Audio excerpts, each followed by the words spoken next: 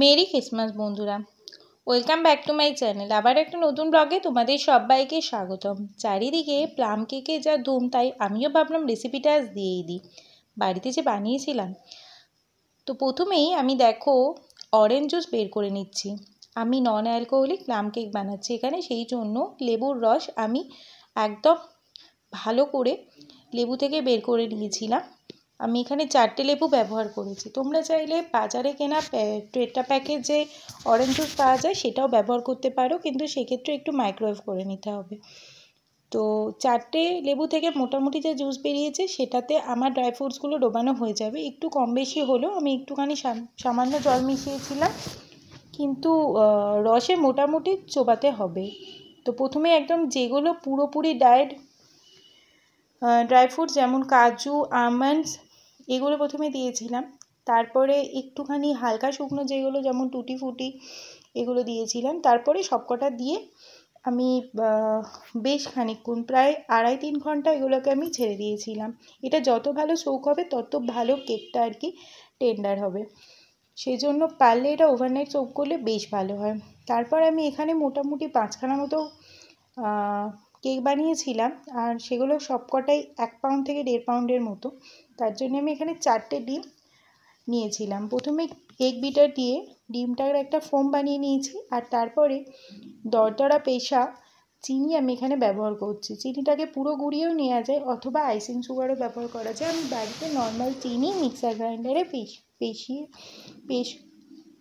পেশাই করে নিয়ে সেটা ব্যবহার করেছি। তো চিনি দিয়ে তারপরে যখন ডিমটাকে আমি বিট করেছিলাম, তারপরে এটা এরকম হোয়াইট মতো হয়ে গেছিলো আর একদম ঠিকঠিকে হয়ে গেছিলো। তলায় একটু একটু চিনি ছিল, এটাও মেল্ট করে নিতে হবে। আর এদিকে আমি একটা ক্যারামেল সস বানিয়ে নিচ্ছি। ক্যারামেল সসের রেসিপি আগেও দেওয়া আছে। চিনিটাকে জাস্ট একটুখানি কালার করে তার মধ্যে গরম জল দিয়ে একটু ক্যারামেল সস বানিয়ে নিয়েছিলাম। আর এপাশে ময়দাটা আমি এখানে 5 কাপ মতো ময়দা নিয়েছিলাম, আর একখানা মশলা এখানে ব্যবহার করছি, যেখানে ছিল দারুচিনি, লবঙ্গ আর জায়ফল, হাফ জায়ফল। সেটাকে একটুখানি মিক্সার গ্রাইন্ডারে ঘুরিয়ে নেব, আর সেই গুঁড়োটাকে চালুনি দিয়ে ছেঁকে নেব। চা ছাঁকনি দিয়ে এটাকে ছেঁকে নিতে হবে। তারপরে এখানে ময়দাটা নিয়ে নিচ্ছি, আর এবার শুধু আর কিছুই না, অ্যাসেম্বল করার কাজ। সবার আগে বেকিং পাউডার মেশাতে হবে। আমি এখানে 5খানা কেক বানাচ্ছি, 4 টিস্পুন মতো আমি এখানে বেকিং পাউডার ব্যবহার করেছি। 1 পাউন্ড কেকের জন্য 1 table spoon baking powder enough. তো তোমরা যেরকম সাইজের কেক করবে সেই অনুযায়ী বেকিং পাউডারটা ব্যবহার করবে।